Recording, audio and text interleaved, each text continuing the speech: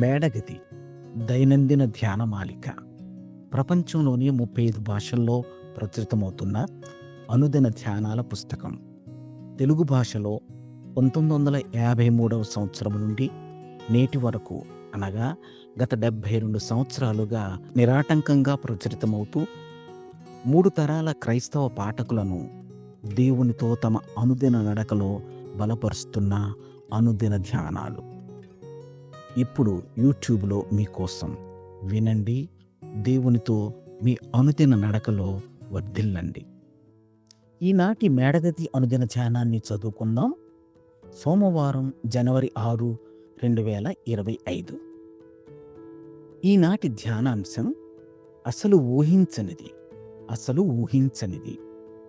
నేటి వాక్య భాగంగా మత్తయి సువార్త 2వ అధ్యాయం 1 నుండి 12 వచనాలు చదవండి. ఈనాటి ముఖ్య వచనం: నా తలంపులు మీ తలంపుల వంటివి కావు, మీ త్రోవలు నా త్రోవల వంటివి కావు. దే యెహోవా వాక్కు. యెషయా గ్రంథం 55వ అధ్యాయం 8వ వచనం. యూదుల రాజుగా పుట్టిన వారిని వెతుకుతూ జ్ఞానులు చాలా దూరం ప్రయాణం చేసి వచ్చారు.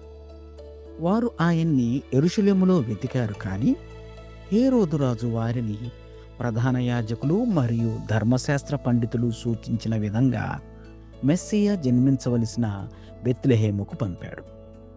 వారు అక్కడ శిశువైన యేసును ఆయన తల్లి ఒడిలో ఉండగా కనుగొన్నారు. కానీ అది ఒక రాజభవనంలో కాదు, ఒక నిరుపేద ఇంటిలో. నేను వారిలో ఒకరినైతే ఆ దృశ్యాన్ని చూసి చాలా నిరుత్సాహపడి ఉంటాను.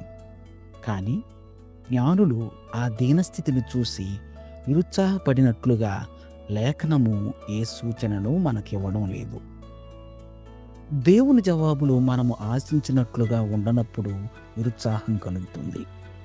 మా సంఘం కూడా ఒక సీనియర్ పాస్టర్ కోసం వెతుకుతున్నప్పుడు ఇలాంటి ఒక అనుభవాన్ని ఎదుర్కొంది. మా సంఘ పెద్దలు కొన్ని నెలల పాటు అతిథి బోధకులను ఆహ్వానించారు. తర్వాత వారు తమ ప్రయత్నాన్ని కొనసాగిస్తూనే తాత్కాలికంగా 1 సంవత్సరం పాటు పనిచేయడానికి ఒక బోధకుని నియమించుకున్నారు. కానీ ఆ తాత్కాలిక బోధకుడు రావలసిన సమయానికి 2 వారాల ముందు తాను రావడం లేదని మాకు తెలియపరిచాడు. మా పరిస్థితి మరలా మొదటికి వచ్చింది. మేము ఎదురుచూసింది అది కాదు, కానీ దేవుని యందు విశ్వాసాన్ని ఆచరణలో పెట్టడానికి అది మాకు ఒక చక్కని అవకాశమైంది.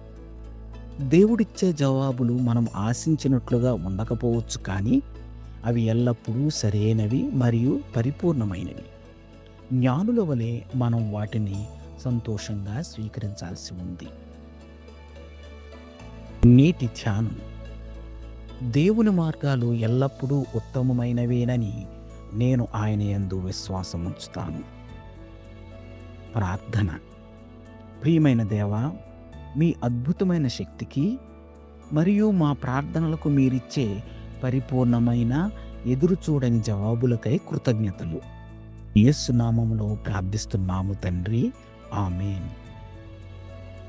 ప్రార్థనాంశం: దేవుడిచ్చే ఊహించని జవాబులకై కృతజ్ఞత కలిగి ఉండునట్లు.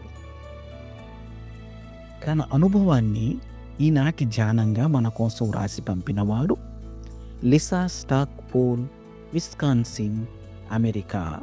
మేడగది అనుదిన ధ్యానాలు మీకు ఆశీర్వాదకరంగా ఉన్నట్లయితే వెంటనే మన ఛానల్ని సబ్స్క్రైబ్ చేయండి.